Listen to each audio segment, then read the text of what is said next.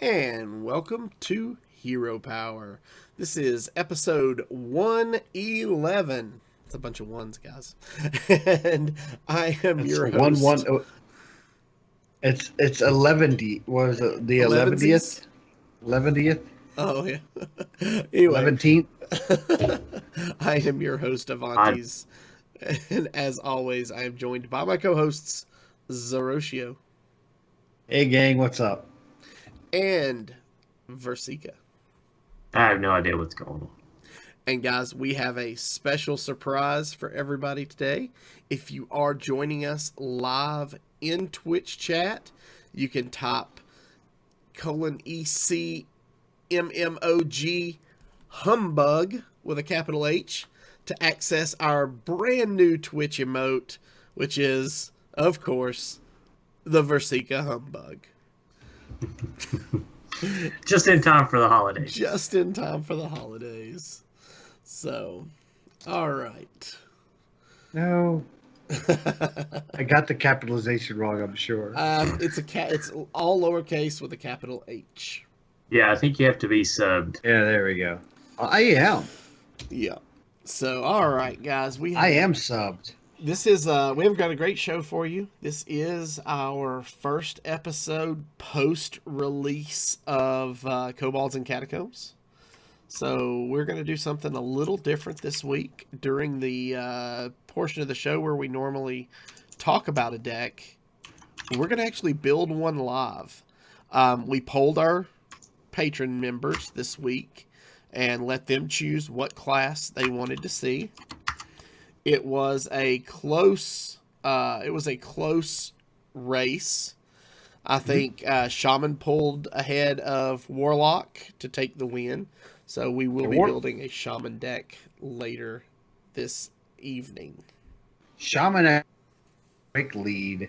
It was pretty much 100% Shaman for a while. Then Warlock started sneaking up there. So it was good to have some diversity, especially with this new meta that's kind of burst out of the recent release of Kobolds and Catacombs. But we'll talk more about that shortly. Yeah, in fact, we don't have any emails or iTunes reviews this week, so let's just jump right into it. Before we do that, let us give a little PSA about patrons over at patreon.com/heropower. Recently, Patreon came out and announced some changes to their billing, which was going to put a lot of the fees on the patrons instead of the actual content creators. We're not going to go to a lot of details of it because Patreon today reneged on that and said that they didn't realize how this would affect the community, and most of the smaller patrons or most of the smaller content creators that rely on those lower dollar patrons to kind of continue on, and so they decided not to go forth, and there will be no changes to the billing. So that's good news for all of our patrons. Yeah, no changes at this time. Yeah. They are going to look and talk to creators and find a solution that works for everybody and doesn't put the burden on our patrons. So we are excited to bring you guys that news. So if you are one of our patrons, thank you so much. As always, you guys are, the heart and soul of what we do every day. We love being able to interact with you guys in our patron-only Discord, and look forward to many months and years to come of hanging out with you guys. So, all right, let's jump right into it. Last Thursday was the day after our show, was the launch of Kobolds and Catacombs. So we've had a week to really kind of dig in, look at the cards, learn what they do, play with some of the features. So a week into the expansion, Versika, what are your thoughts on Kobolds and Catacombs? Well, I'm going to try to hold back the saltiness a little bit. I feel like once again you have a set full of neat and interesting cards, and you once again have introduced an aggro deck that doesn't have to interact with your deck, that makes the game end in 5 or 6 turns. So I'm hoping that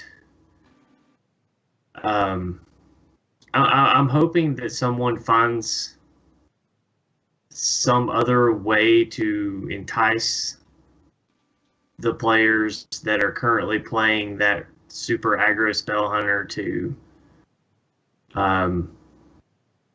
play something else. But I'm a little disappointed that 3 years in, this is where we are still. It's like I feel bad for Hunter because they keep trying to bring out a different archetype for the deck, and no one, like, they haven't been able to do it and make it fit in with the other classes. So it's like, okay, well, let's just give them aggro again. And it's like they're stuck in this 6-turn, I kill you in 6 turns or I concede mentality, and I don't like that. I don't think it's good for the game. I don't think it's good for metas. I'm all about aggro having a place in the meta, and I think we saw coming out of the last expansion what happens when you don't really have a strong aggro presence, at least at the beginning of that cycle. And I think towards the end, aggro druid kind of took over a little bit, and we saw a lot of aggro druid, and it was as balanced an aggro deck as I had seen in a while. So I didn't mind it being around. I thought it played well against the meta. But now what I'm worried about is, this spell hunter is a little. It's almost like if it draws right, it's going to kill you, and there's not much you can do about it. If it doesn't draw right, it's not going to kill you, and they just give up. And it's like, well, that wasn't really fun for me. Was it fun for you?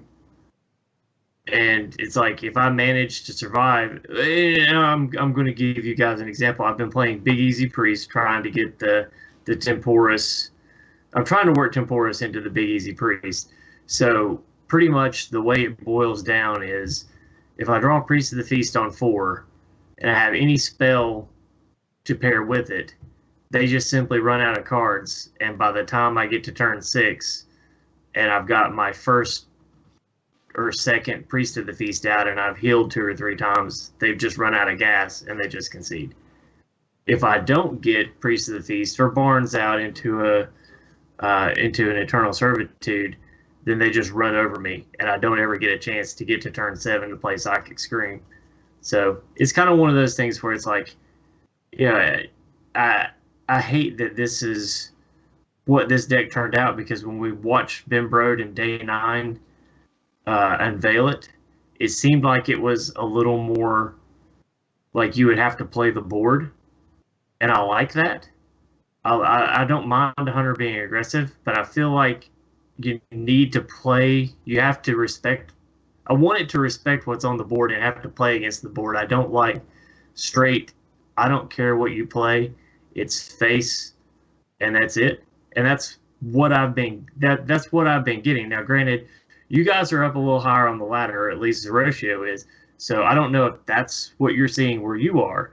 But one of the things I like to do when expansion comes out is I like to deck build. But more than anything, I like to stay in ranks 20 to 15, because that's where the most interesting and imaginative decks usually stay. So, I don't know. What do you think? Okay, so you got me a little utterly confused, and I'll go into more detail on that. I've been playing a lot of different types of decks, about 12. I got 12 decks right now I'm rotating through, because I want to try some of the new stuff, some of the weird tech, the weapons. If I have the legendaries and the epics to support the deck, I'll probably try to make it. But I also, after completing my 9 classes of dungeon run, which we'll talk about in the next segment, I also wanted to get up the ladder. I wanted to hit the 10 breaking point, and I actually got up to 8. I have primarily, for the most part, for my climbing, played Spell Hunter. Now, I don't win most of my games by turn 6. As a matter of fact, you're 100% correct when you say that the hunter basically runs out of resources. But if they're conceding at that point, then they either haven't built their deck right or they don't know how to play it, because that's where Rokdalar, the new hunter legendary weapon, comes into play, where you've exhausted everything you can to control the board, get yourself in a good position where you have Rexar. You're making your zombies that are overpowered. They're really good. They're going to finish off your opponent. But then you throw Rokdalar out and fill your hand up with spells, and that's kind of your finisher. I play it more like a control deck than I do even a mid-range deck.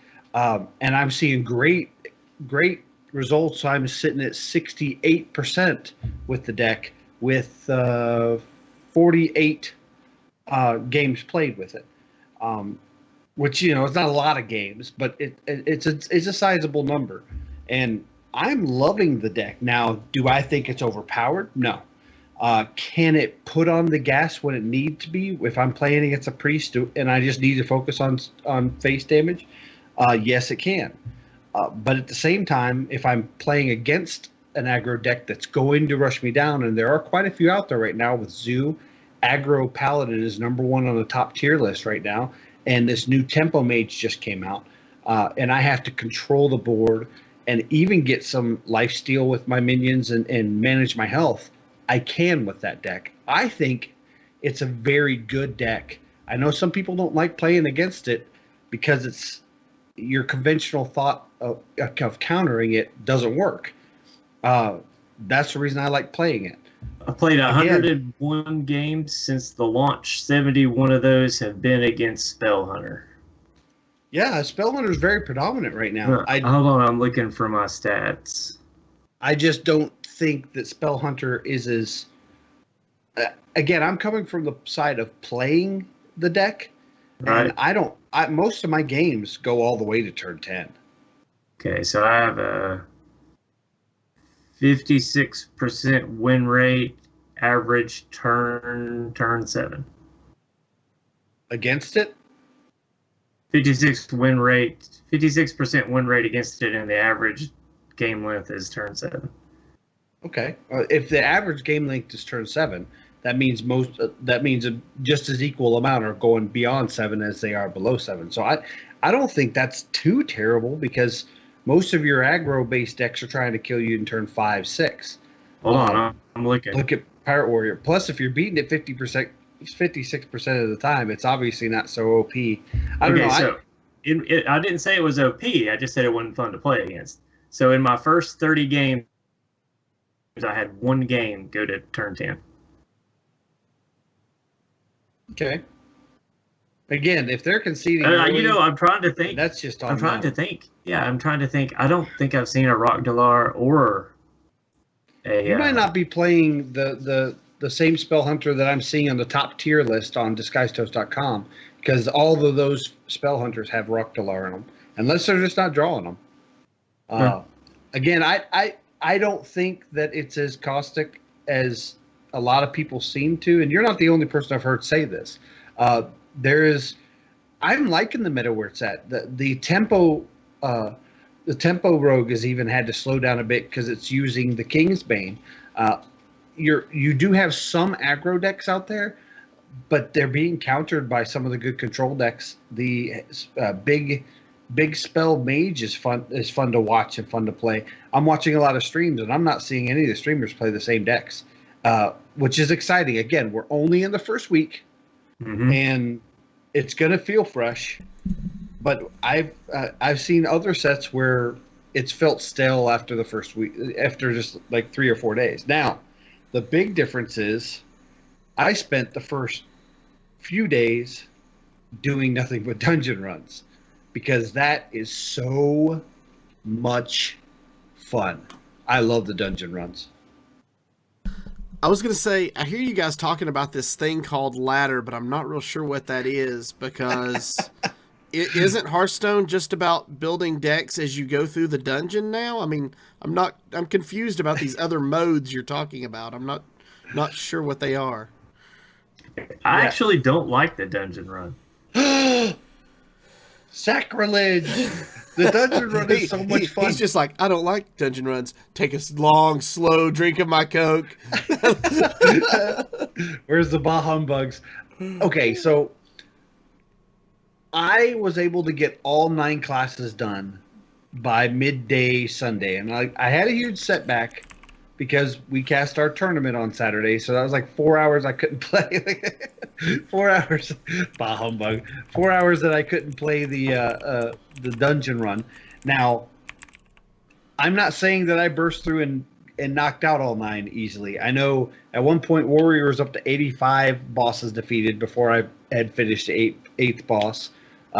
Priest was my toughest, and I think I'm over 100 bosses defeated by the time I finished it. But I was able to get all 9 done and get my candle card back, and it felt fun. The weird thing was when I got done, I got on, made some decks, played some ladder, and then later that night, I wanted to play more dungeon runs, even though there's not really a reason for me to do it now. I have all the rewards I could get, but I still find myself going in and playing the dungeon runs because there's little Easter eggs and some bosses I haven't even fought yet that I found out about and want to try. Okay. Well, like I said, I'm not familiar with any other modes because I literally have done nothing but dungeon run since Thursday. Anytime I've had time to get on and play, I have logged on and I have done dungeon runs. I am 6 out of 9 complete thus far. Nice. I have. I'm really proud. I've been watching a lot of people share their stats after their dungeon runs, and I've got 3 one-shot dungeon runs now that I've completed. Wow, Real nice. In the 8 bosses. That's amazing. So That's I'm good. really, really happy about that. I'm trying to see how few attempts it takes me to actually complete said dungeon runs, and I'm having a lot of fun with it. I love the building the deck on the fly. I love the mechanic, some of the special mechanics you get from the treasures. I feel like it adds an interesting aspect to the game. It doesn't make it so boring to me to just sit there and play game after game after game after game after game, because that's always been my thing. I don't have a lot of time throughout the week, so anytime I can sit down and play, normally on the ladder I'd sit down, play 3 or 4 games, and then log off and move on. Here I'm actually doing full dungeon runs plus some, and not, like, okay, well, that's enough for today, leave and come back. I was actually on Hearthstone for almost 2.5 hours the other day. Yeah, and the really cool part about it is it's great for if you have chores and stuff around the house to do, because you can be playing your dungeon run and the laundry buzzes and you got to go talk laundry. You can walk away. The rope doesn't move, which allows for some interesting interactions with Nozdormu, which it was fun because Nozdormu doesn't really do anything because the rope doesn't move. But if you remove Nozdormu off the board, the haze just stays there for the entire fight. But I haven't gotten into those door move yet. I had it come off a random effect, but it was pretty neat to be able to kind of just pace myself. I could just set my phone down or walk away from the computer and come back 10 minutes later, and I'm still on that turn, and it saved that that progress is sitting there waiting for me. I think you got 15 minutes before it kicks you out of Hearthstone completely, but it's neat to have a nice casual, relaxing mode that you can have and still enjoy your day without having to be tunnel visioned into Hearthstone. It's a lot of fun. It's good to do on breaks at work because one boss might take you just maybe 5-10 minutes. I'm loving the solo content. If they keep pushing the envelope and raising the bar on their solo content like they're doing for each set, we'll never miss the adventures for that solo content. I know some people were talking about the cost going up because there's 3 sets, but I think the cards in this set are fun to play with. Um, Obviously, there are some that are standing out right now, one being Corridor Creeper. But if you want to get away from some of that feeling of the meta, you just play some dungeon runs. Yeah. So I mean, I'm glad there's a mode out there. It's just kind of like, it's more what I hope Tavern Brawl would be like, I guess, in the sense that, you know, there's a random element to it. You don't get to control what 3 cards he's going to let you put in your next deck, and you don't know what treasures you're going to get, but it's manageable. It's not like this week's Tavern Brawl, which we'll get to later, which is a one and done. Like, you just get your win and get out. So I like that there is actual casual solo content for people that really want that kind of stuff, and that may explain why there's not as much variety on the ladder right now. Is because there's as many people in Hearthstone as there, or in a dungeon run, as there is playing other modes. I don't know how you can say there's no. Maybe it's just where you're at on the ladder. I'm not playing the same decks back to back. It's again, I like how fresh the meta is right as soon as the set comes out, and again, I've been from rank 12 all the way up to 8, kind of in that gap, and maybe people are kind of experimenting at the rank 10 slot, but I'm seeing all kinds of crazy stuff into old tech trying to be revived, into brand new weird crazy tog waggle shenanigans and darkness decks. I'm seeing those kind of around the rank 10 mark, and that's refreshing to me. Yeah, I wish I was seeing that. I started at rank 22 because I didn't get to play much last month, and I just played on myself because our internet wigged out here on Monday. It still wasn't great yesterday, so I haven't really been on the computer as much. But I swear it felt like I played against. I remember a paladin, and this morning I played against a rogue while I was waiting for my car to warm up. All the rest of my games have pretty much been against Hunter. Nice. So there was. No, it's not nice. But we'll go. There was a tournament this weekend. The Sydney. There was. The Sydney Inn-vitational. Yeah. No, I'll get to the more important tournament in a minute. Exactly. But there was the Sydney Inn-vitational, and it was held in Australia. You know, we've talked about it the last couple of weeks. The Thunder from Down Under. I know Zeroshio loves that moniker. So, I hate that moniker. Zeroshio, why don't you tell us a little bit about this tournament? So basically, you had your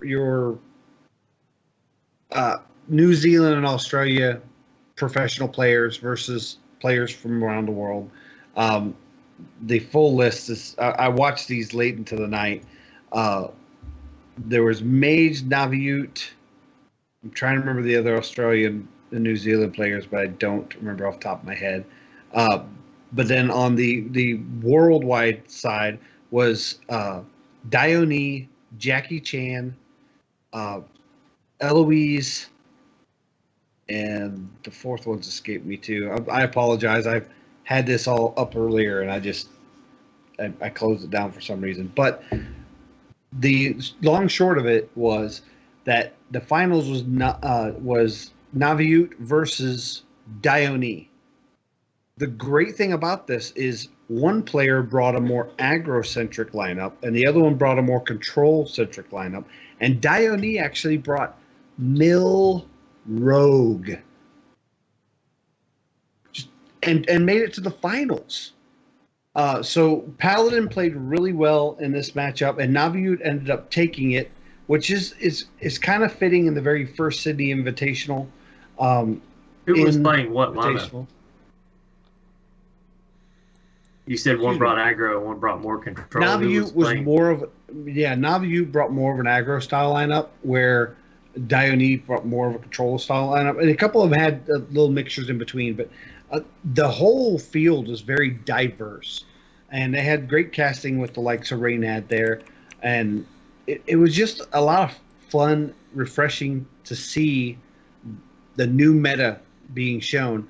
And Navu, being an Australian local, took the series, which kind of sets a precedence because they did hint that there will be another Sydney Invitational likely next year in 2018, which is really neat because I more than anything, I enjoyed just seeing the scenery behind them of a Sydney summer. It was beautiful. They set their cameras up so that you see them and see right over the ocean and right into the heart of Sydney. And it was a beautiful thing to watch. The first night I stayed up way too late watching it, and I had to watch the second half of the second day on Monday because it went up to I think like 3 a.m. Here in Eastern Standard Time here in Tennessee. But it was a lot of fun to watch. There was a lot of they did a good job of having tournament play, and then they did some show matches between Ali Straza and Disguised Toast. They did dungeon runs where every time the opposing person finished up a boss, they had to eat Vegemite, a cracker filled with Vegemite. So it was kind of neat to watch that, and Disguised Toast won that, and he got rewarded with some Tim Tams and shared those with Ali Straza. So that was kind of neat. It was just very lighthearted, fun, and it felt like you were sitting there watching them enjoy a summer in Australia, which they were. Yeah, I also want to point out during that, Toast broke the dungeons. So if you want to see what he did, Yes. I'd highly recommend watching the VOD. It was a lot of fun. So, but like we said, there was a slightly more important tournament this past weekend. Yes. On Saturday, we had the culmination of a year's worth of work by our patrons. And it was everything we kind of hoped it would be. We held It was the Hero Power Patron Championship. Yeah, it was that. So we had the past 6 winners from our 3 previous events, plus 2 other patrons who had scored highest point-wise from a system devised by Versika. And basically it was invitation only for a single elimination, 8-player event for $175 in total cash prizing. And it was a lot of fun for us casting and producing it. I hope that all the patrons had a good time playing. We saw some great innovation because these guys only had 2 days to build decks in a new meta with new cards. And I would argue that wasn't even a full 2 days because I was going to say, but it's more like 36 hours, right? yeah, yes, more like that because the set came out at 1 o'clock Eastern time on Thursday. And a lot of these players, a lot of our patrons, they have jobs. They didn't really get a chance to even get in and start messing with the new cards until that afternoon after work. Plus, who's going to do constructed first? They're going to jump right into dungeons. So they obviously had some time with the other aspects of the set. Mm-hmm. So the level of decks we saw just was astronomical. How they pulled off some of those techs within a 2-day period. Yeah. Starting our tournament at noon, and they obviously had places to be. Because we did 6 matches. We cast all 6 of our matches. And they were done in what? Just over 3 hours? 3.5 hours, yeah. Wow. And casting it was rough because it's hard to keep up with those players just flying through it. But that just shows you level of play. They were not waiting. They were ready to rock and roll. Yep. They were prepared. They were very cordial with each other. I think a couple of people had to take breaks here and there, but we just have a great community. More than just the outcome of the tournament, I was really proud to see the level of sportsmanship and camaraderie with our patrons and our players in our community. Yeah, so it was great. Let's talk about our finalists. So in third place, with a prize of $25, was Ringo. Then finishing second with a prize of $50 was our very own Inked. Mm-hmm. And the winner of the first ever Hero Power Patron Championship with a prize of $100 is Navalis. So yeah, now Navalis was a last-minute entry because we had somebody have to drop somebody out. Dropped out, and so he had to fill a spot. Yep.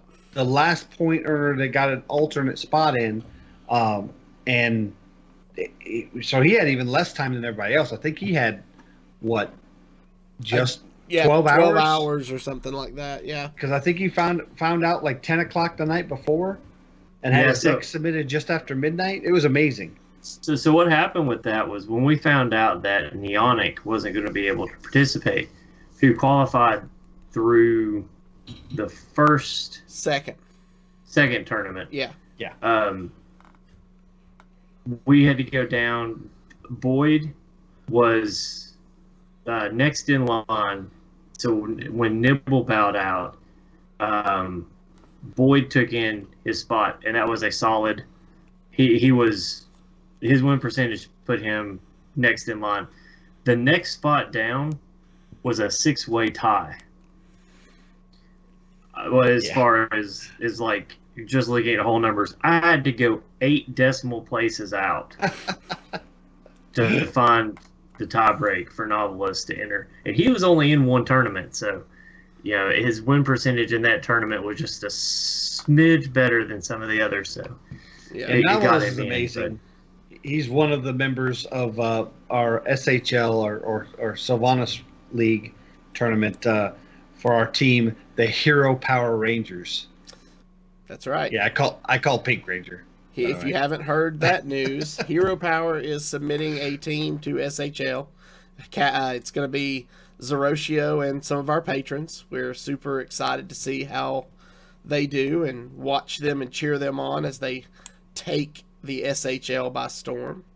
Yep. But all right, well, that was the weekend at a glance. Today's Tavern Brawl is a repeat. It is Valera's bag of burgled spells. Valera has stolen spells from every class and filled your deck with them. Each of those spells will summon a random minion at the same cost when played. So, if you've done this one before, go knock it out, get your pack, and move on. That's our recommendation.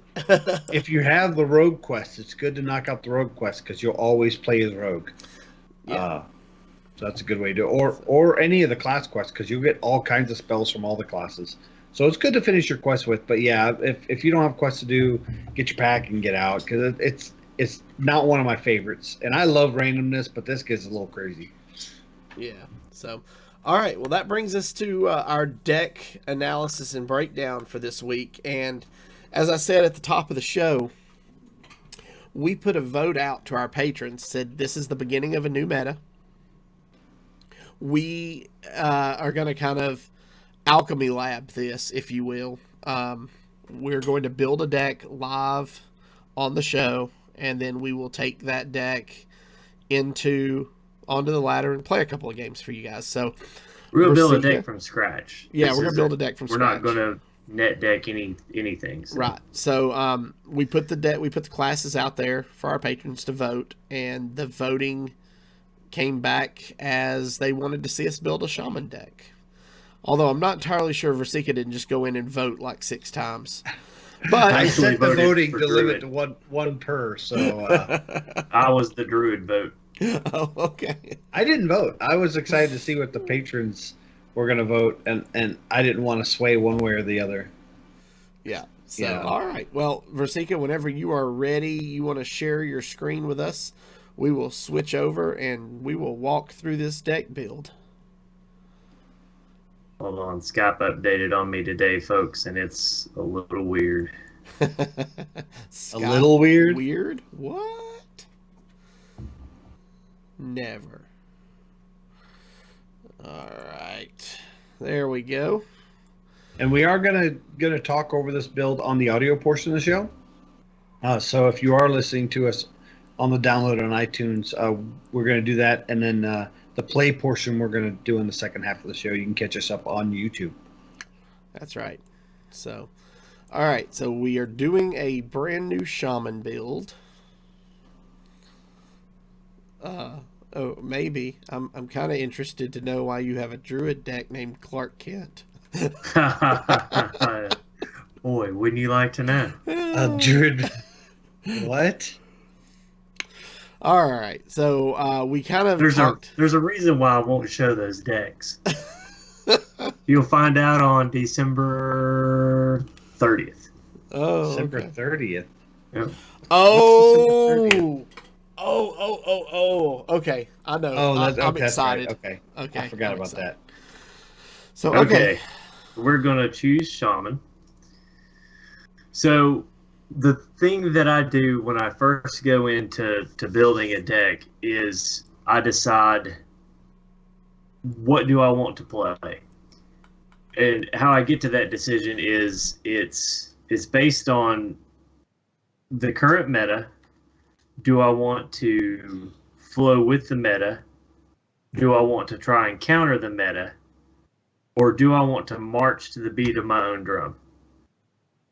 So, what do we want to do today? Do we want to try and flow with the meta? Do we want to counter the meta? Or do we want to go off on our own little tangent and see what comes out? Well, from your discussion earlier about 110 games played and like 79 of them being 71. Hunter. Huh? 71. Okay, 71 of them being Hunter. I say we go and just kind of try to counter the meta, or try to maybe control the meta.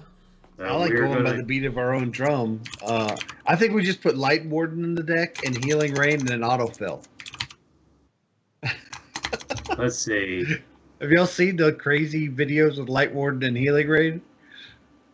Because every tick of Healing Rain buffs up Light Warden by +2 attack. Oh. Alright, so we're going to call this deck Wizard of Winter. Ooh. I like wizards. Alright, so the first thing I do is in deciding the meta, or if we're going to counter the meta, then what I want to do is focus on what deck I think is the most prevalent. So for the sake of argument this time, we're going to go with Hunter. So how do you stop the current spell-based Hunter? Well, the first thing that we know that deck does is it likes to put out creatures of casting cost, or creatures of toughness 3 or less. Yep. 3 specifically. It's like the hot number. So we know right off the bat that we want to include Lightning Storm. Mm-hmm. So we'll put 2 of them in there. Now, there's no reason to run 2 Lightning Storms and a Maelstrom and 2 Maelstrom Portals, so we will not use Maelstrom Portal in this deck. Okay. All right, so the next thing that we want to do is, right now Corridor Creeper is the hot card. Lots of things die in Shaman, so we are going to put 2 Corridor Creepers in. All right, so if we put Corridor Creeper, is Bone Mare pretty much an auto include? Well, that's what we're going to get to here in just a second. So are there any other control cards that we feel like we need to combat the spell Rogue? And let's just look through them. We'll start from the beginning. So Earth Shock is the only card I see on this page that we might include. Evolve. Evolve is usually good. Lightning Bolt is usually good. Not great, just good. Unstable Evolution. I only have 1 of this, but I feel like even just having the 1, we should probably put it in. What do you guys think? I like it. Now, one thing on the silence effect, I did get verification that Valenier is a buff on the minion. If you silence the minion, the Valenier will not go back to their hand for Paladin. So really? Yes, I did have that. I've confirmed it by my own actions. Well, that is awesome. So silence should be something that we strongly consider. We have 3 ways to silence minions with Shaman. We have Earth Shock, or we can use Spellbreaker, or we can use Iron Beak Owl. Or Devolve and Hex. I mean, those are actively silences in their own right. That's true. So do we want to run Devolve, or do we want to go with Hex? I think right now Hex is a stronger card because I don't think as many things go wide, but I like Devolve against that hunter. I'm playing a Shaman now that I'm having success with that Kibler made, and he relies on having 2 hexes specifically because of the corridor creeper buffs and Paladin is prevalent right now with aggro Paladin and those buffs. He can target that removal instead of just relying on randomness of devolve. So what do you think? 2 hexes? I like 2 hexes, yeah. All right. So we're at 7 cards. All right. So one of the ways that I have found that we beat this Shaman is through healing. The other thing that I found is really good against these particular hunters is taunt. So I think Hot Springs Guardian fits the bill on both of those. I think that should be a card that we consider. What do you think, Avantes? Is he muted? Yeah, I couldn't get it. So. I couldn't get it to unmute. I think Hot Springs Guardian is a strong card, just body wise. So the fact that it heals is even better, and I think it should be included. All right, so we're gonna Hot Springs Guardian. Let's see. Feral Spirit's always good. Well, here's the thing with Feral Spirits. Okay. If you like the 2/2/3s, wouldn't it be better to go with the 4-mana 2/3 Serenite Chain Gang? That's actually what I was just going to say. We have Feral Spirit, but it gives us an overload at 2. The advantage is we get it out of turn earlier, but I feel like Serenite Chain Gang is a better fit because while getting it out on turn 3 is nice, not getting a turn 4 against this hunter I feel like is bad. So I like the 4.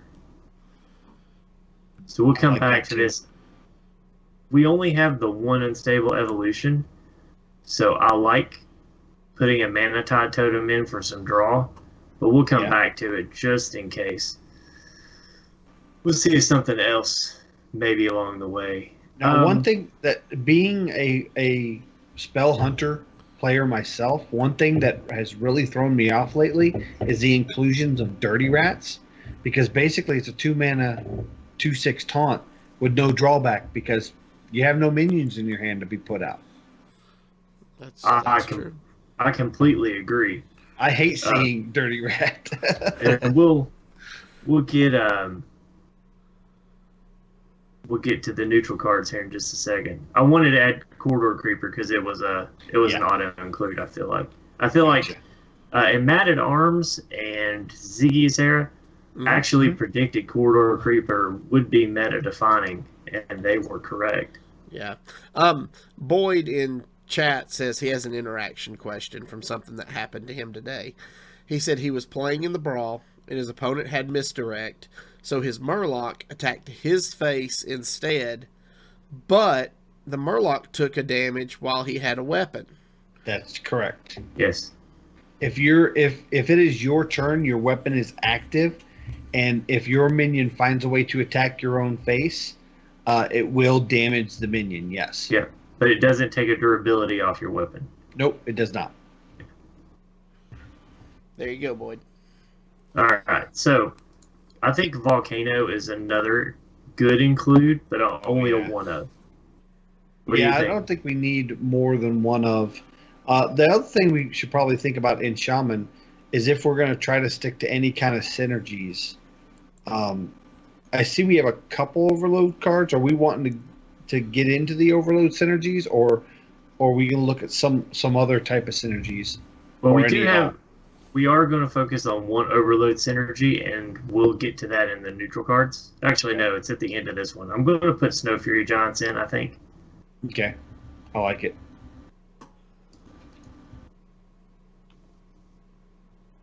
Yeah, I like that a lot.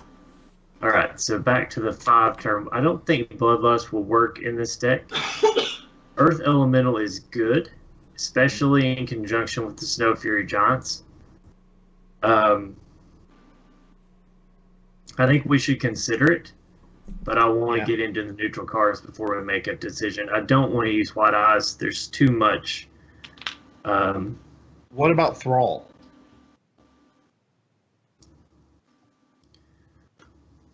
I like Thrall in just about every archetype of Shaman that exists. Okay. Just because if they leave anything on the board, they get punished. Yeah, we'll put Thrall in there. I feel like we're going to make creatures. I feel like our minions are going to be sparse enough that we won't get huge value out of him, but it does help if we get devolved by, say, another Shaman. Mm-hmm. So, I think Thing from Below. I almost think I would rather use Earth Elemental in this deck than Thing from Below. I'm not sure how often I'm going to be hero powering. I feel like we're going to be casting every turn. And to be honest, the cheap big body for little mana is filled. That role's filled by Corridor Creeper. True. Where instead it just doesn't have the taunt. Yeah, it does. Well, not until we put the Bone Marrow in. But right. the thing with Thing from Below, you get benefits for putting out the totems, where Corridor Creeper gets a benefit just from them dying. So it's pretty much 6 of one, half dozen of the other. Right. I feel like we're double dipping with Thing from Below. Yeah. Oh. Okay. There we go. I like that screen better. Okay. Jade Chieftain is a no.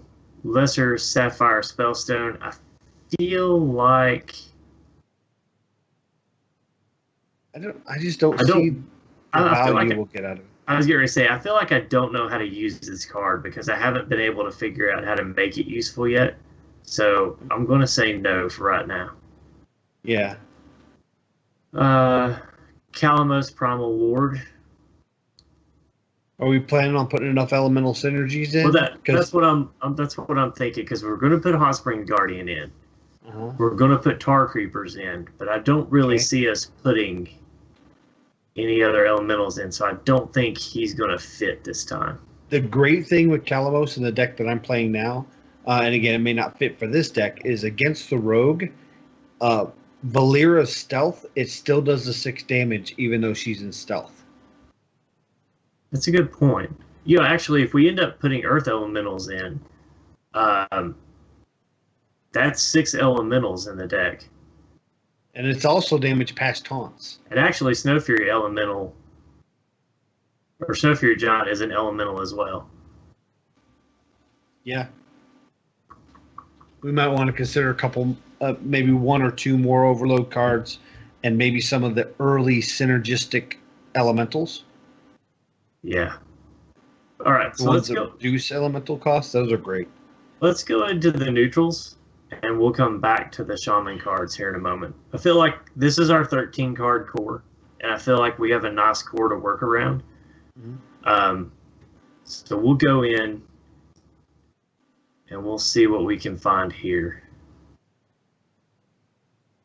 One of the things I'm worried about is early pressure. I want to make things tough. So I'm considering putting in the Bloodsail Corsair and Patches just to get the ball rolling early.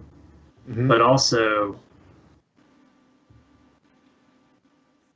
I feel like there's a lot of weapons right now. Well, since we're talking elemental, why don't we put in the, what is it, Firefly?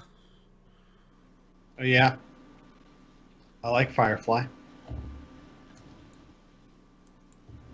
Just passed it. Yeah. So I'm also thinking Mistress of Mixtures. The thing I like about Mistress of Mixtures is that I'm not really damaging the hunter early. Yeah. So the 4 health to each hero benefits me way more than it benefits them. And she trades into Huffer very well. She trades into Huffer, and she also trades into a large majority of the wandering beasts that come out of the wandering monster trap. A lot of those are 3/2s, and it's a 3 mana minion. and you get a pretty good, decent value off that for a 1-mana minion. Yeah, I'm thinking I like Mistress of Mixtures more than Firefly right now, so we may not make it to Calamus. Okay.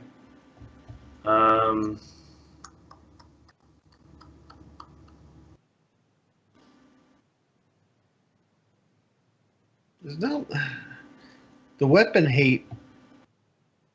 I want to put weapon hate in decks, but the only one that's really super detrimental is Alaneth out of Mage. Yeah.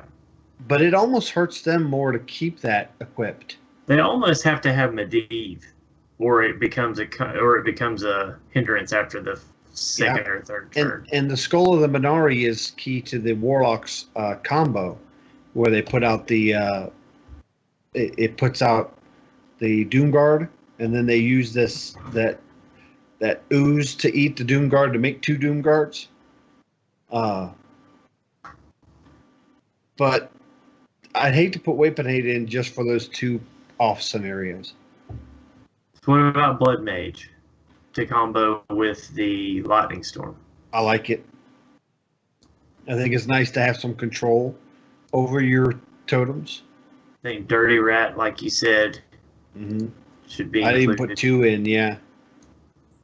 If we're going to play a slower game, Doomsayer, at least a 1 of is possible option. What do you think about? Would you rather see Galaka Crawler or Loot Hoarder?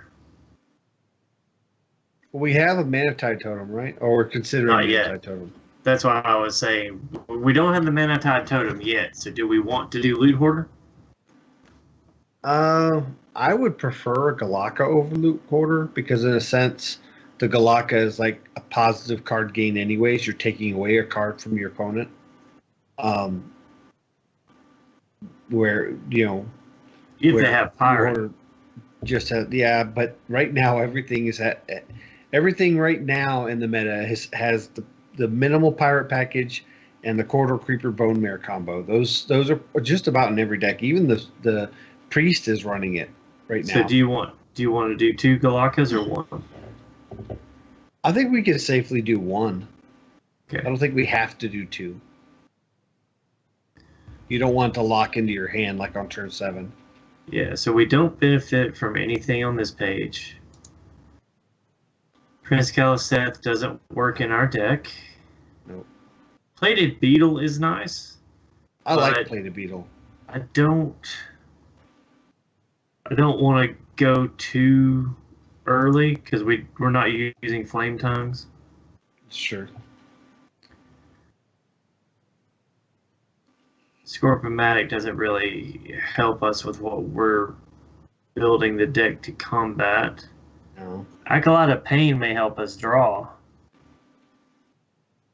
But I almost just like Manatide better. Yeah, Manatide has the possibility, if we get it behind a taunt, to draw more, where they can... Basically, your opponent decides how much the Acolyte draws, where we decide how much the Manatide draws to an extent.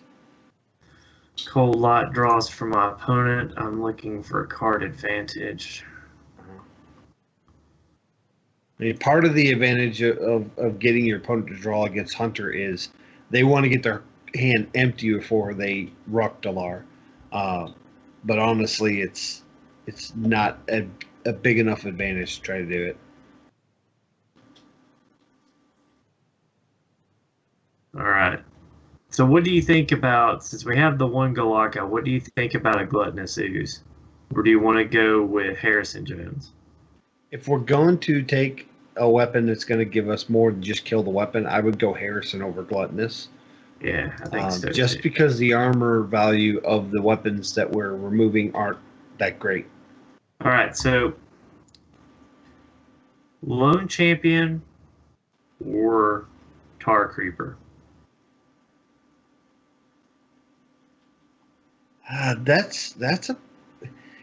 If our hero power didn't summon us a minion, I'd probably say Lone Champion. But I think if we're going with the elementals, or if we are still thinking about doing some of the elemental stuff, then we definitely will Tar Creeper.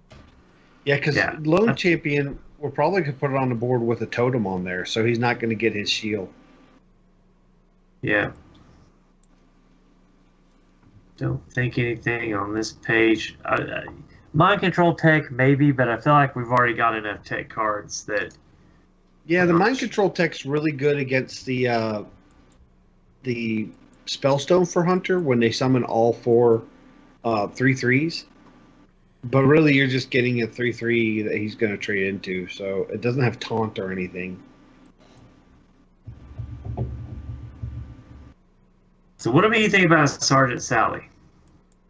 I have lots of things I love about Sergeant Sally. Sergeant Sally's one of Zorochia's favorite cards. What about I Sergeant go along Sally in with it. conjunction with like a flame tongue totem?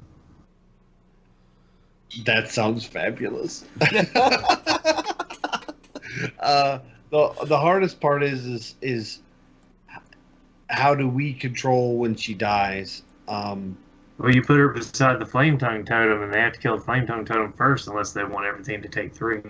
That's my point. They're gonna target flame tongue totem anyway. If they don't, Yeah, I don't think she has as much advantage in Shaman. I love her in Paladin because you can buff her. So what about Stonehill Defender? Stonehill's great because you have some awesome taunts you can get out of Shaman. Yeah. So we'll Like pull White Sally Eyes. back, and we'll put in 2 Stonehills. I want Sally in the deck, but I don't think it's for the best. So there's Tar Creeper. We're at 21 cards. I say we double up on Tar Creeper. I really like Tar Creeper. All right, so we're done early game. Then we need some punch now. I feel like we have Do we enough. also taunt. need some? Do we With also dirty- need some pie? Yeah, we do. Punch and pie. So between Dirty Rat, Hot Spring Guardian, and Stonehill Defender and Tar Creeper, we have a lot of early game taunt. Yes. Do we need? Is this where we consider Earth Elemental? No, I think we just talked ourselves out of Earth Elemental. What about Bone Mare? Yeah, we'll definitely Bone Mare. So let's see if there's anything else in here that we like. Barnes, no. No. Defender, no. Okay, so we're at 23 cards. I see what you're looking at. Do it.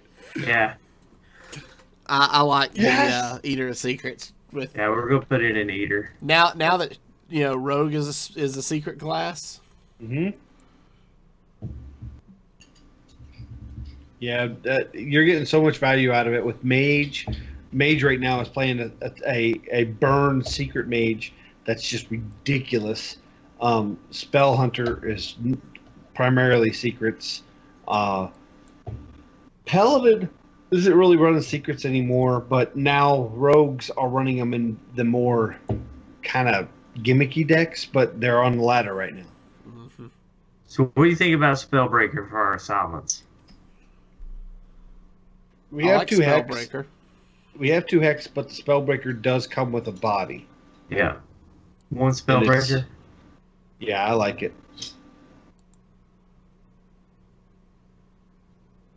So, are we gonna do a servant? What about Servant of Calamos?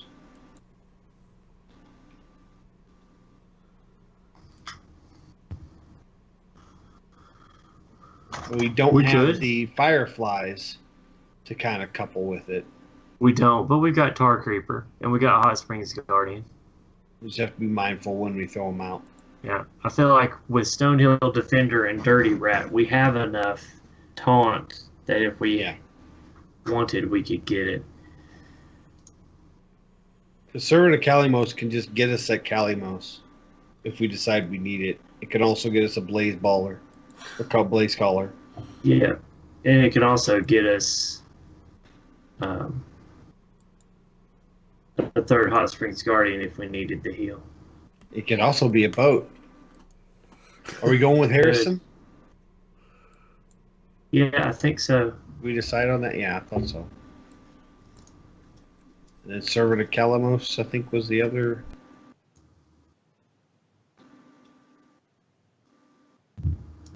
All right, so that gives us 2 cards for a little more punch. So let's go up the way. Aya does. We don't have enough for Aya for Jades. What about Well, we got enough taunts. We don't need a Hungry Eden. Trying to think if there's anything that'll help us when they go white on the board, aside from our Lightning Storm. What about Baron Geddon? Baron Geddon does 2, and predominantly we're going to need to deal with 3 health. Because he doesn't have a taunt with him, it may not win us the game.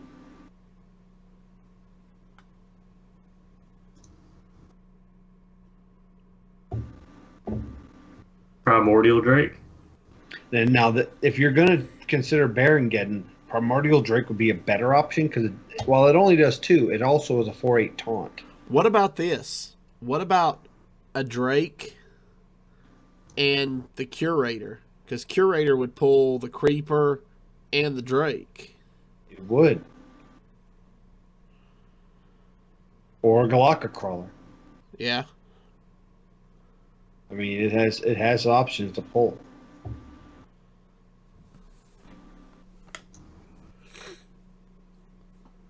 Yeah, I like Primordial Drake and maybe the Curator. One of each. Thing is, if we draw into Primordial Drake, then the Curator doesn't draw us a Drake. Right. Because we have no other dragons in the deck.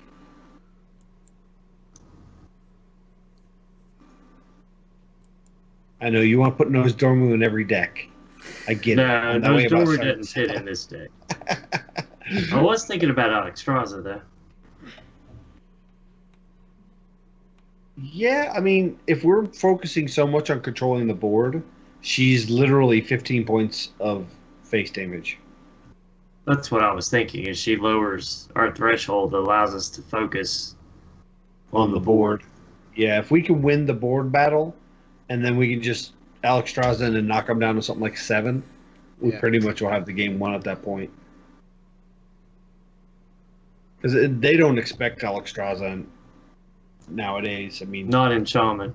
They say, "Oh, I'm safely at 28 health, and they have 12 damage on the board. I can last a turn," and then they go face 1 bone marrow. I like that.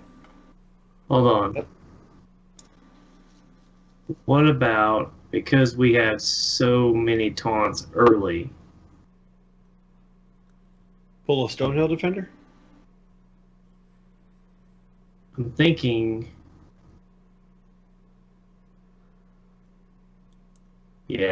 pull out a Stonehill Defender for another bone marrow. Or a Hot Spring Guardian. It's either Stonehill or Hot Spring Guardian. The difference is Hot Spring can heal us. We don't really have a lot of healing. Yeah, I like pulling the Stonehill instead. All right, so that gives us punch at the end. All right. We want to run down the whole deck? Yeah, so we have 2 Mistress of Mixtures, 1 Unstable Evolution, 1 Blood Mage Thalnos, 2 Dirty Rats, 1 Galactic Crawler, 2 Hot Springs Guardians, 2 Lightning Storms, a Stonehill Defender, 2 Tar Creepers, 1 Eater of Secrets, 2 Hex, 1 Spellbreaker, 1 Dr. Jones, 2 Servant of Calamos, 1 Thrall Deathseer, 1 Volcano, 2 Bone Mare, 2 Corridor Creeper, 1 Alexstrasza, 2 Snow Fury Giants. So, now let's evaluate. For Overload, we have Lightning Storm and Volcano. Probably not good enough. That's like a total of 6 total Overload. Yeah. That's only going to remove it down to a 5 cost. Yeah. So, do we want to still play around with Snow Fury Giant? I don't think so. I don't either. How many spells do we have? Maybe we So could we- go Arcane Giant. So we pulled out Snow Fury Giant. We have, well, Unstable Evolution is going to be one heck of a turn. Yeah. It's like 5 spells in itself. Lightning Storm. We have 2 of those. We have 2 hexes. Volcano, which we might not use. So not a whole lot of spells either, unless you count No. like Unstable What about- Evolution. What about Sea Giant? If we're expecting our opponents to go wide,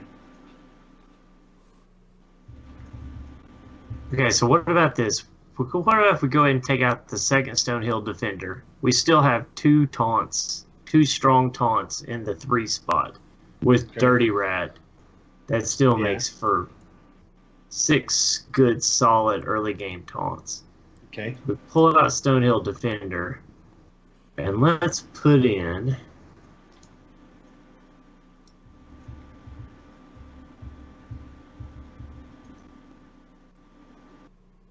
Where is it?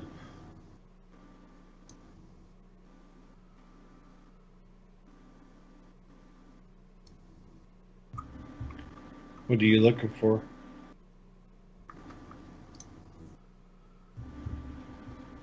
Spirit Echo. Okay. Yeah, that's not terrible. I can get behind that. 1 or 2. Just 1. Okay. Because then I feel like if we have Spirit Echo, we're not as worried about minions. Then maybe we put in 2 Lava Burst as sort of panic buttons. That's solid removal. I like it. Yeah, I like it quite a bit, actually.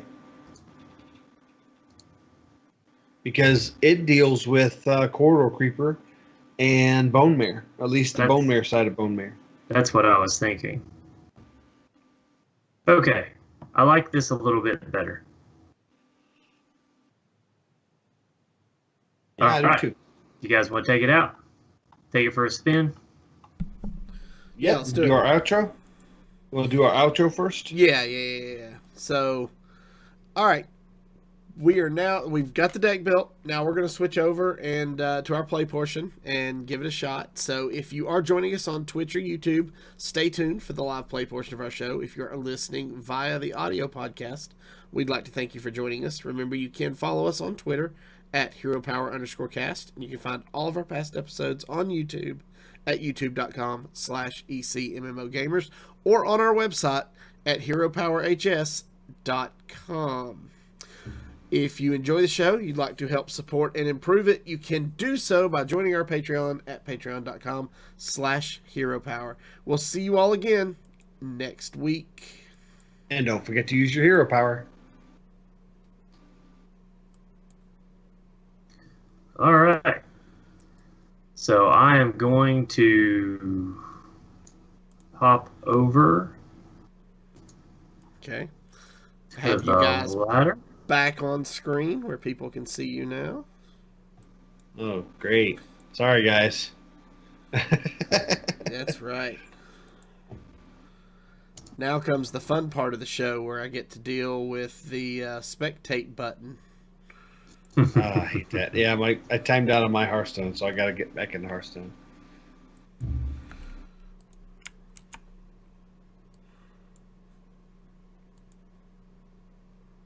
I love that.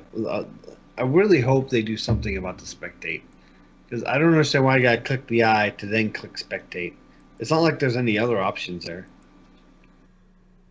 All right. Well, It it's worked. priest.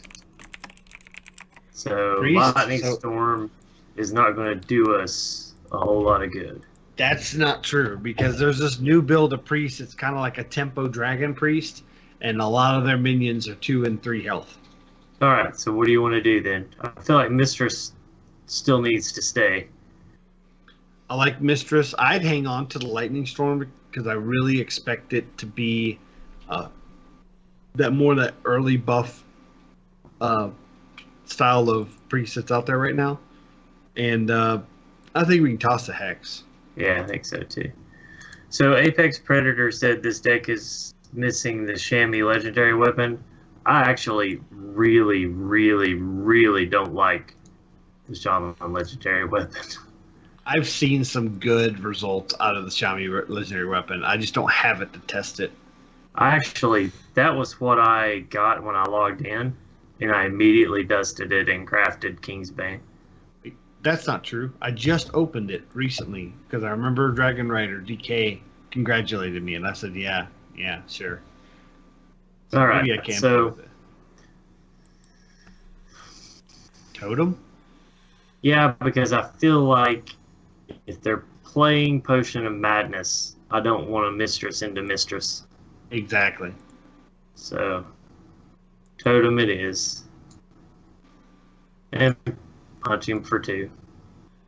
And this will be the turn where it will decide what they're playing.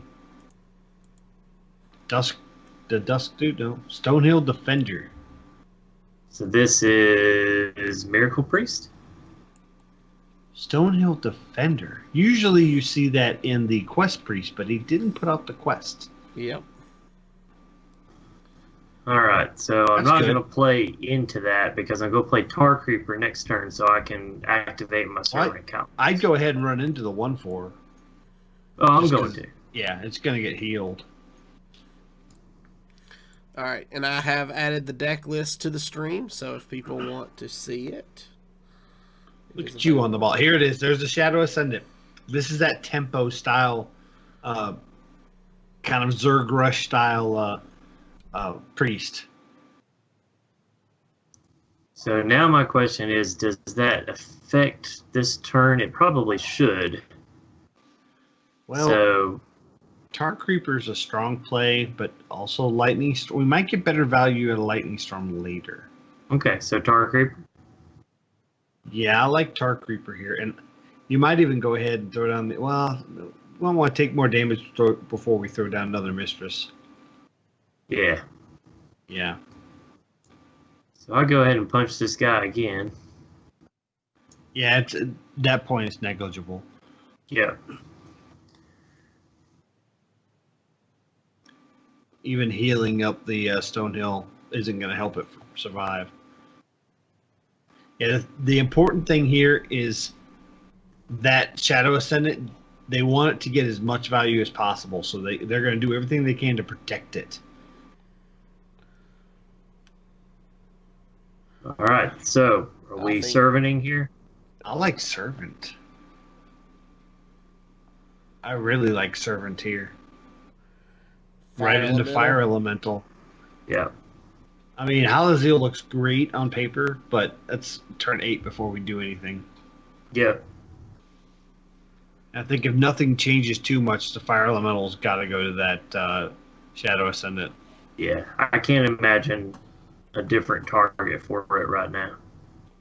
Now, there also tends to be a little bit of dragon presence in this deck. Here comes the face damage. Oh. Interesting.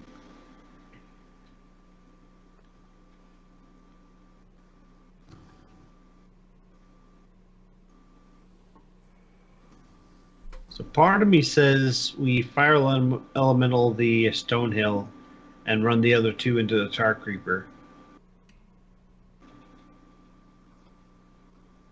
Leaving us a 6/5, a 4/1, and a 1/2. To challenge this 5/5 and 2/2.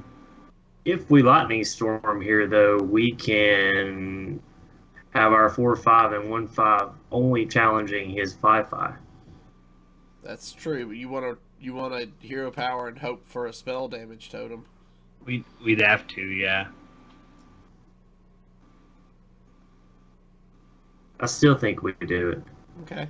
I still think you're right because we're going to make some trades as well, and the healing totem's going to help us with that. Yeah. So here,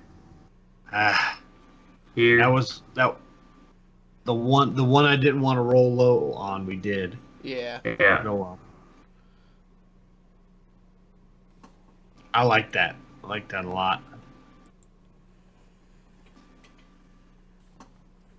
Oh, What? What? No, wait, no. Stop. that's all right. He's gonna get hexed. It's just a 10/10. Okay, I thought he was going crazy. Yeah, So I this like is Hex here. definitely a hex, right? Yep. Hex and the Mistress. Yeah. 4 to face. Yep. Thank you. In other words, he has something he thinks is more important to Hex. Well, that's fine because I have a bone mare on this 4/4 that You have a bone says mare? We've also got a thrall to Yep. 4 character, hell, we can even throw down another totem and get a big old evolve turn. Sure could. I don't know if he'd expect Thrall in this position because we're not running Doppelgangster and he hasn't seen Serenite. What's he hoping to bring back? Because that was bad. That was so bad. What was he doing? So we could actually clear his board again. Yeah, we could run the 4/4 into a 3/5 and then sack off the... I'd probably sack off the Mistress and Lava Burst the other one and then Death Seer. And that will you're only Death Seering 2 minions. 3. It'd be the 4/4, which would be a 4/1 at that point, the 1/3, and then the healing totem. Yeah. Okay. We'll get the same results out of the healing totem as we would out of Mistress, anyways. Yeah, I don't hate that. Yeah. Just remember, send the 1/3 to face before you Thrall. And this, in a sense, run the 4/4 into the 3/3. Oh, that's right. That's right. And then run the that way 1/3 we're into like face. Yeah. It's like healing that minion also. Yeah. We got a lot of value out of it. Yeah, I like that. Oh, we got a corridor creeper. Nice. Probably not the greatest 7 cost minion, but 2 5/5s and a 2/4 taunt. That's not bad.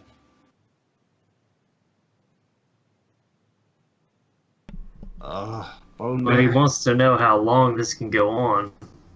Bone mare. So much bone mare value. Oh, hold on a second. What do you think? Does Servant change our plans? We could fire elemental one of the Saranites. Yep. Yeah. We can actually clear his board, go to face for 5, and put a 6/5 on the board. We can't. Go to face for 2. Yeah. Yeah. You're right. But still, I still like that because that sets up for Servant next turn. Yeah, I still like that play as well.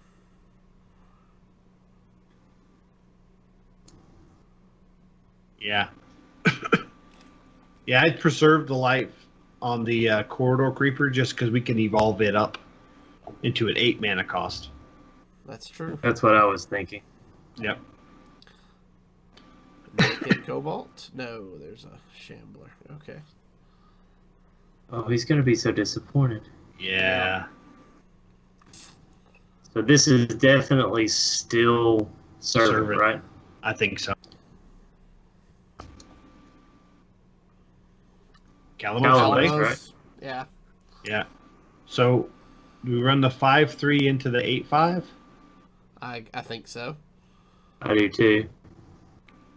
And then the 6/5 into the 5/5.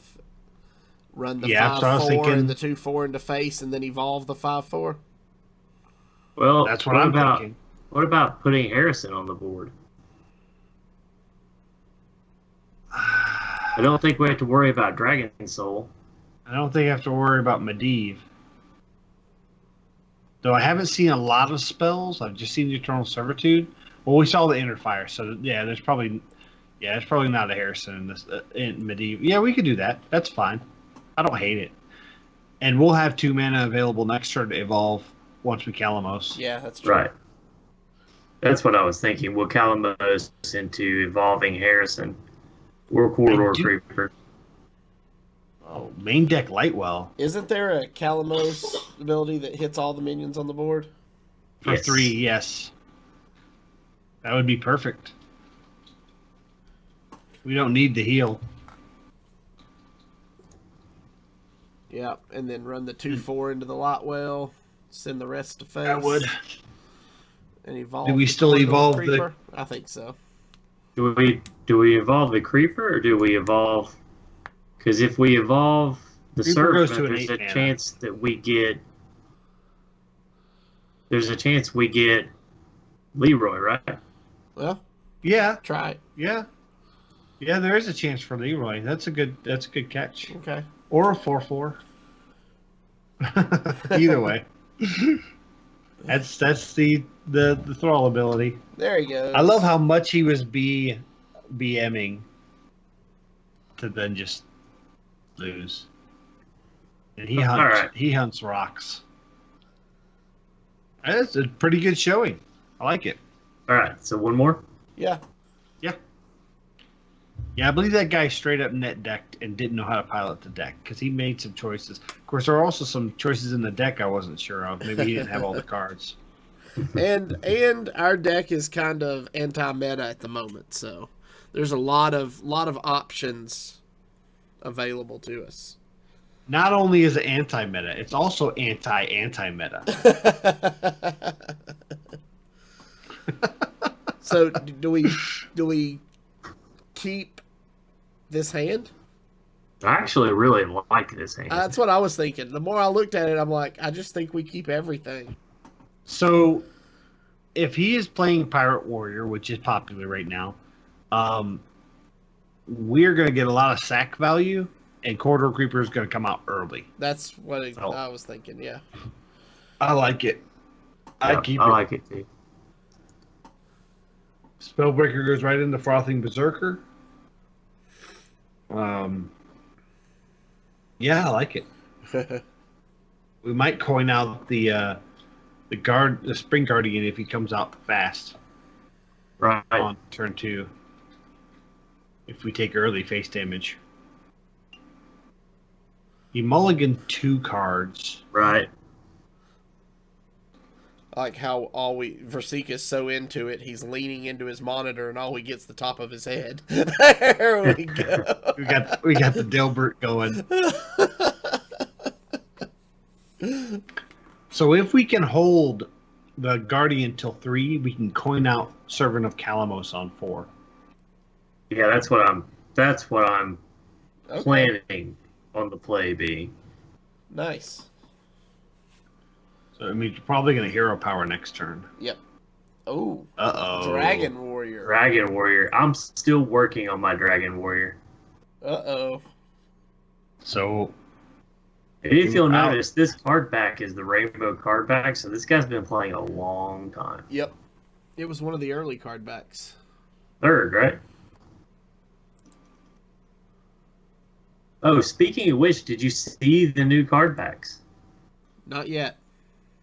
Oh, for next month? Yeah. Did you see the one for the presumably for the next WoW expansion? Yeah. Oh yeah. Oh, I love the one for the next WoW expansion. Like that's, I was actually considering, do I buy the WoW expansion even though I'm not playing WoW just for the card back? Yeah. Is that card back worth $60 though? That's my question.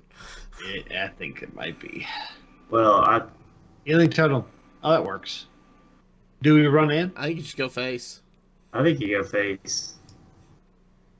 Yeah, I think you're face right. is the place. I think we got a healing totem. We might have changed that, but Yeah, I agree. If it was a healing totem, I think we run it in all day long. Yeah. so Brawl is going to feed our Corridor Creeper if they run Brawl.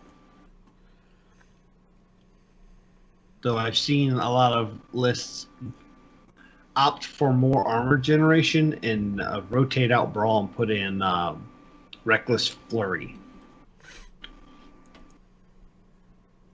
I like Reckless Flurry. It's what Blade Flurry wanted to be. Yep. Yeah. I actually put Blade Flurry in my King's Blade Wild deck the other day.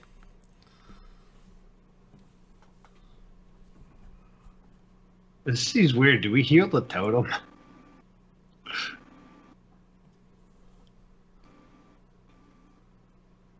I don't hate that. I mean, we don't want him to keep armor, and we want to get the Hot Springs Guardian out so we Yeah. can Calamos next turn. Yeah. And go face.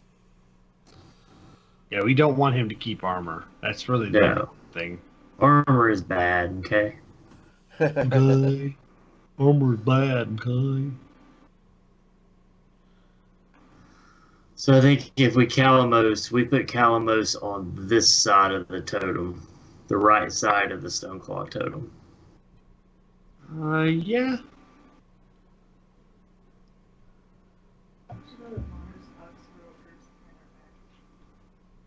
I mean, it's too early to worry about the DK, the Warrior Death Knight. Right. The thing about the Warrior Death Knight is you want to keep your taunts on the outside so they don't get, they don't attack 3 minions. But he's got 4 turns till we're going to see that.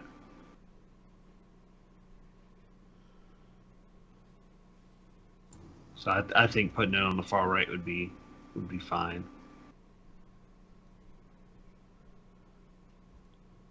He's certainly taking his time. Well, if he's roping, He might be wiping. Oh, the hero power. That's like the hero power mantra right there. That's interesting play. I think you go right into Servant, just like we planned. Yeah. Servant. Before I say, let's just chain unstable evolutions. Just go crazy. Ooh. We don't really have a turn 6 play. No. Earth Elemental is probably at least good for drawing out an execute, right? Actually, Corridor Creeper could be less than 6 by that point in time. Actually, Corridor Creeper will be 5 by the time this turn is over. So do we go Alec here? I don't hate that. Yeah, I like He'll Earth have to Elemental. expend a lot of resources to get rid of it. I like Earth Elemental mainly because we could do it next turn, and we may, with the overloaded into 6, we might still be able to do Corridor Creeper. That's true. At that Okay. point. Yeah. You know what I mean? Yeah. Because he won't be 6.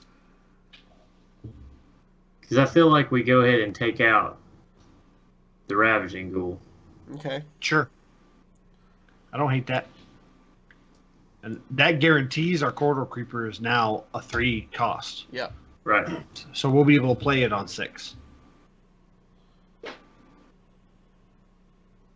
And then Unstable Evolution. Oh, we wouldn't do that. That would be horrible. Single targeted evolve, no. We want to at least buff him up to a giant or a dragon. Deathwing Dragon Lord. Make them think we might have dragons in our hands. Wait, did we put Alexstrasza in here? Yes. Yes, we did. That would be great. He's not And running actually, dragons. when I was thinking of Alexstrasza, I was actually thinking of Warrior and Mage. So Yeah. I think the reason he's taking so long is he's trying to figure out what we're playing. He's on Good luck, disguisetoast.com. He's on disguisetoast.com going through all the Shaman decks right now. See, if he watched Hero Power over at heropowerhs.com, he'd know what's up. So do we run the 4-3 into the 1-2 and then drop the Earth Elemental? I think so. Yeah, I like it. Because I mean, he'll have to either use removal or run his 4-3 in, and then he doesn't get the armor bonus. I was joking about chaining, about using Unstable Evolution on the Creeper, but if it's 0 cost and we can get 3 shots on it to make it a 10 cost minion, it might be worth it. There's that removal. Oh no, it's gonna happen. It's gonna happen. What do you think? He just used an execute. What do you think? So 7 goes to 8, 9, 10. What other play do we have this turn? We don't have another play this turn. That's why I'm asking. Do you want to do it? Let's do Roll it. the dice. What bad 10 drops are there? N'Zoth? Oh! Oh! Gruel. Think we can do better? I think we can do better. So It'll go up by 1, so he'll only be 1 short of clearing Gruul. Okay. Again. Yep. I say again. Yeah. Anything 8/8 or higher is a bonus. Oh, That's not bad. Health. What do you think? I say Roll we the keep dice. It. Keep it. I want to roll the dice, but it's probably best to keep it. Okay. Let's just do it again. Okay. Thank you. Thank you for hitting that turn. Thank you for hitting that turn. Note to self: don't take Zeroshio to Vegas. No. Hit me. You got 20. Hit me. I can get an ace.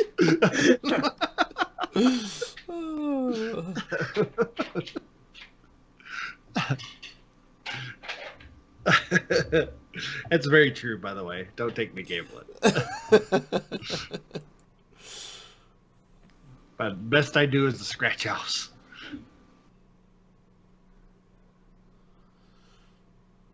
Okay, silence.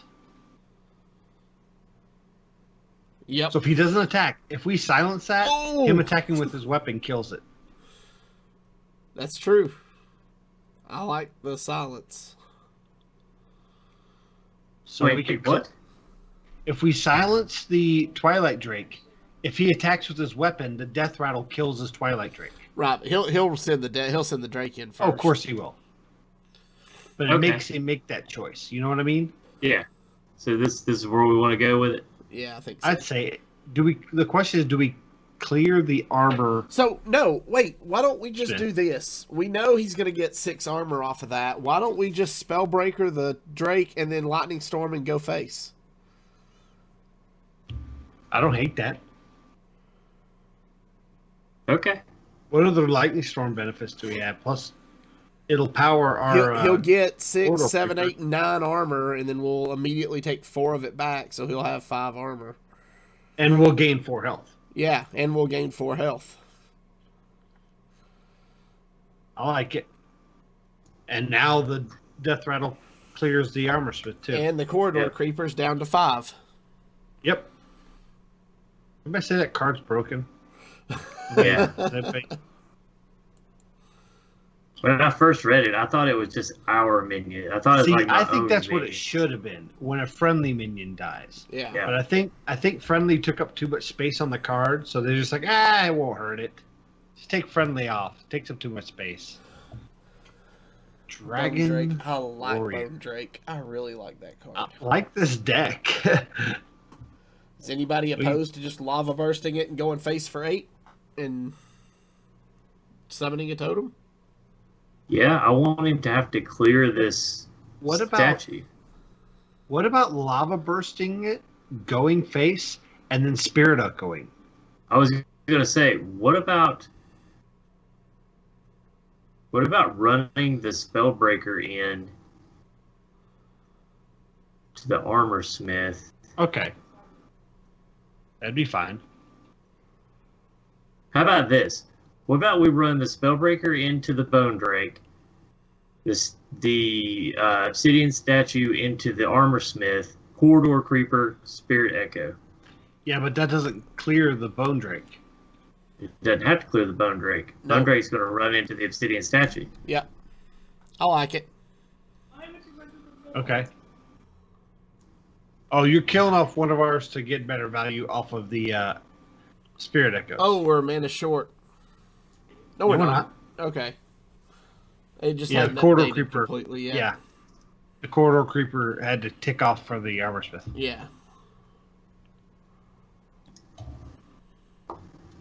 Although, now that I think about it, Corridor Creeper might not be the best card to have it bounce back to your hand, because then you either have to wait for more stuff to die or you have to cast it full mana. That's fine. He's probably got Brawl.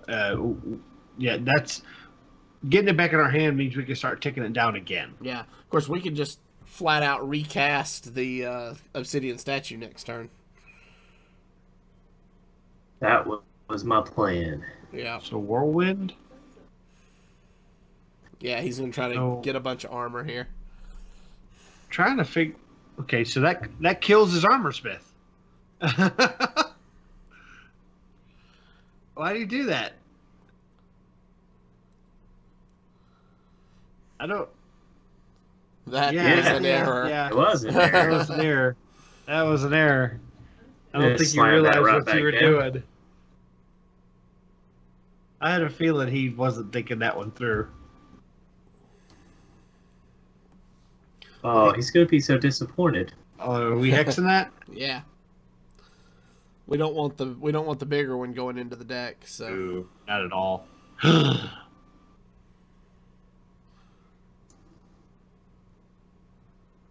hex, run that in, and play the corridor creeper.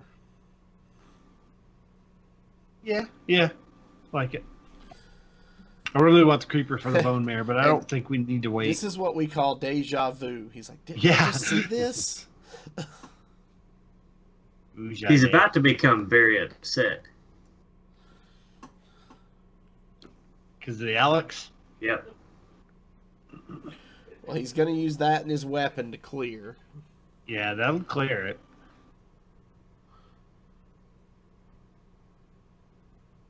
Nazoth.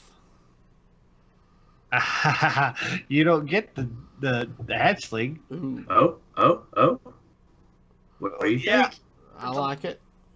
Okay, so do we also lava burst the bone drake? No. We're making... So, I want to say the Bone Drake, or I want to say save the Lava Burst with Blood Mage Thalnos to burst him down, because that's 11 points of damage right there. Right. 12 points of damage. Yeah. So what do you think, Alex Straza? Force him to have to clear from the other side? Yeah, I'd go ahead and Alexstrasza. If we're going to do it, go ahead and Alexstrasza, but go face so we can get that armor off. Yeah. Oh, we're going chip the armor down. Because if our goal is to get him down to 12, then that's what we need to do. He has to clear this turn if he doesn't want to go down to, what is that, 6? Can he? He can clear, but it's messy. Yeah. You think he brawls? He goes has face to. and brawls? I mean, doesn't he have to? He doesn't have to. He can't get his armor up enough to do the flurry. At least doesn't look like he can. There's a primordial drake. Is he just going to go face? I wouldn't do that unless I was just going to go face. He thinks he can kill me before I can kill him. Yeah, I think you're right. And that he thinks that. If he goes face, then he made a huge mistake.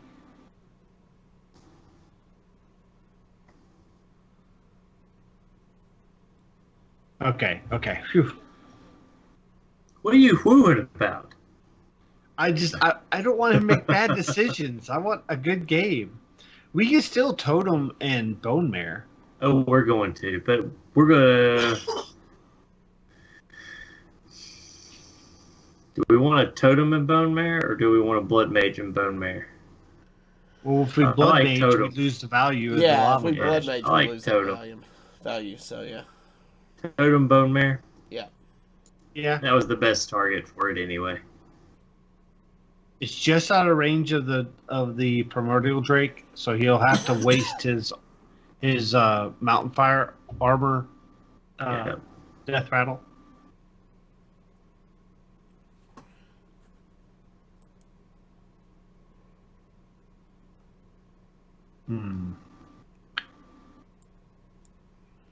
So he's hollering at his mom, saying he'll take out the trash after this game, and he knows he has school tomorrow.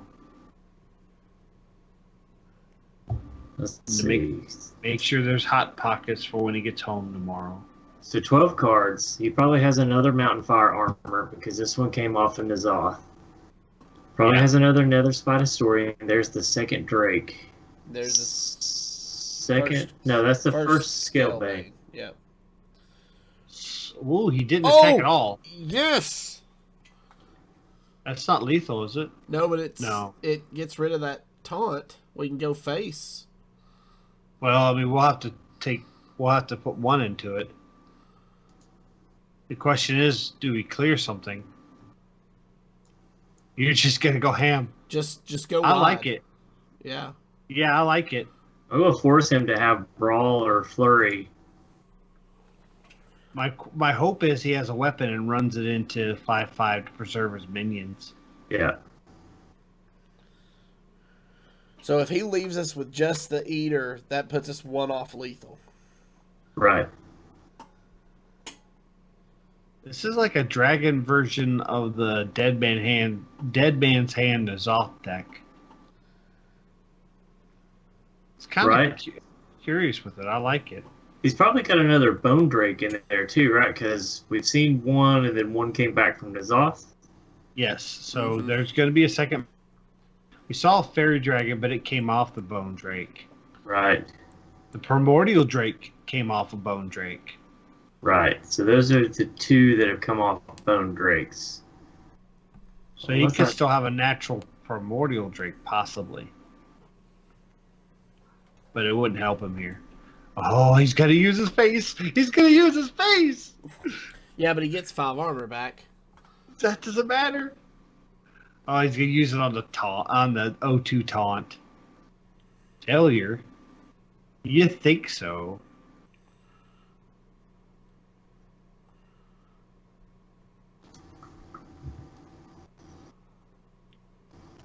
So we are kind of a rough spot with that weapon. I don't know if the burn plan is going to work. Yeah, I think we have to abandon the burn plan. Yeah. They like putting Tar Creeper out. I might save one of them. I was getting ready to say, we have one more servant left, right? We have a Hot Springs left. Do we have a Hot Springs left? Yes. We've only used one. Yeah, I don't like putting out the Tar Creeper with only one other card that can activate Servant. That's true. We've used both corridors. We've used one Bone Mare. Yeah, We've I still like. not seen Harrison yet. So we haven't seen Harrison, and I'd slow play it if we haven't seen Harrison. Yeah, we haven't seen Harrison. Yeah, because I don't think he'll use weapon charge on a 0/2 taunt, unless he's really afraid of another Bone Mare, and he might. We're also 2 cards up on him, so he just has 10 cards left. Yeah. Okay, so there's the second hatchling. Yep. But he's already used his off, and he hasn't Dead Man's Hand it. Okay, so there's the second Scale Bane. Ugh. Yeah, it's gonna make the hatchling huge. He went face. Huge. So, okay, I think we totem, see if we get spell power. If we do, we play Blood Mage and Lightning Storm. Yeah. Come on, Wrath Bear. Yeah. High rolls, high rolls. We didn't get it. Damn. Oh. Well, we high rolled on one, low rolled on the other, but not the ones we wanted. Is that lethal? He's just got to find 2 more damage. Yeah. I don't know if he has 2 more damage.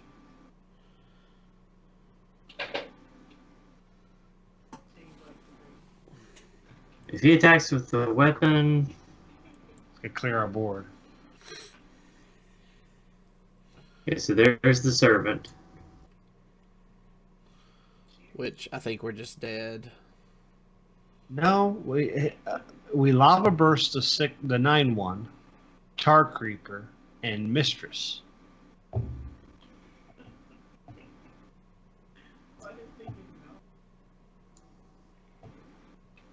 Yeah.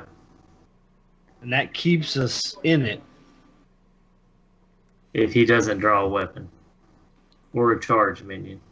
Yeah, he needed a 5 attack or more weapon. I think. So an Arcanite Reaper. No, he could do it with a 2. Never mind. Yeah, he's got another Blood Razor, and that would do it, right? Well, the Blood Razor would kill his 5/1. Yeah, it would kill his 5. Well, he'd run the 5/1 in first.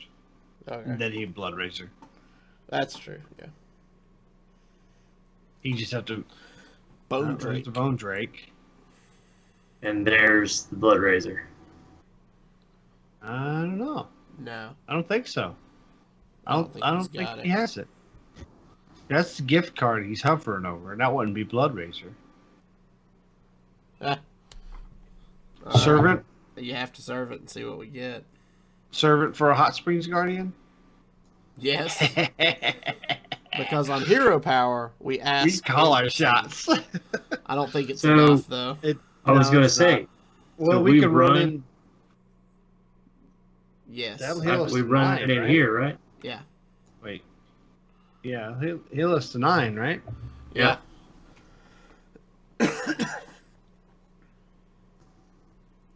I think that's still it, though. I don't know.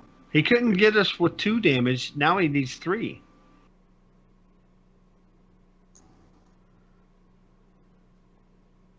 Heck, Blood Razor doesn't even do it now. No. This is a good game, though. I'm enjoying it. 2 control decks. Well, ours is kind of control. We really need to draw, like, Thrall, Deathseer, or the other Hot Springs Guardian.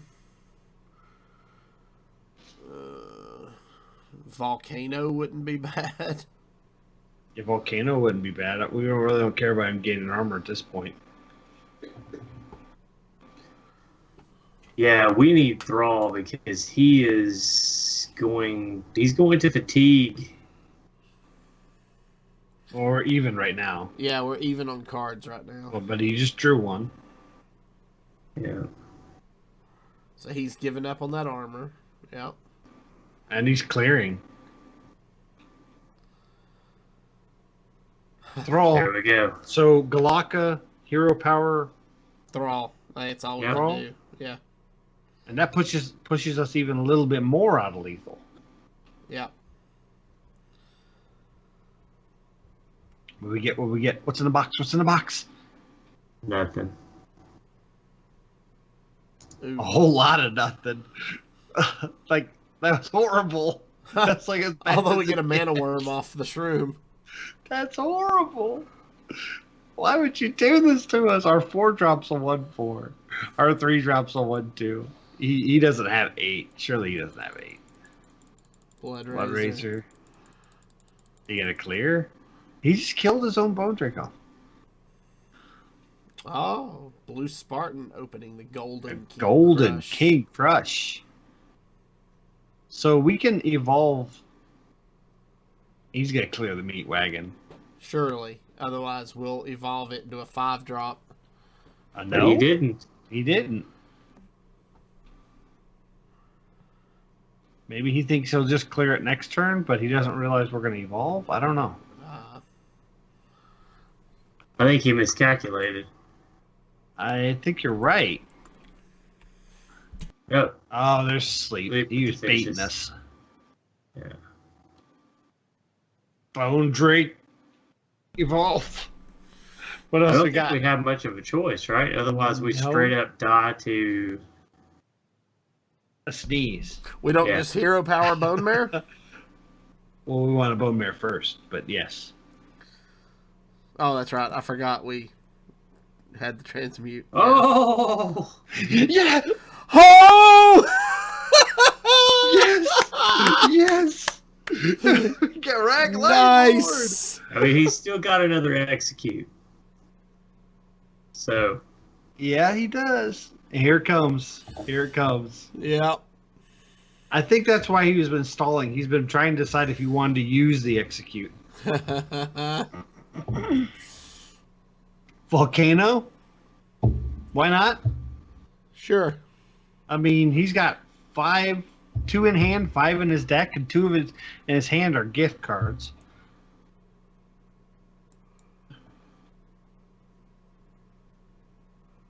Oh, he knows the guy. Oh. Malagos. No. Drop it and... Pray? That's not bad. Now evolve it. God no. Kinda. Huh? What are we going to get out of a 3-drop that's better than a 2/6 dodge? That's true. That's actually very true.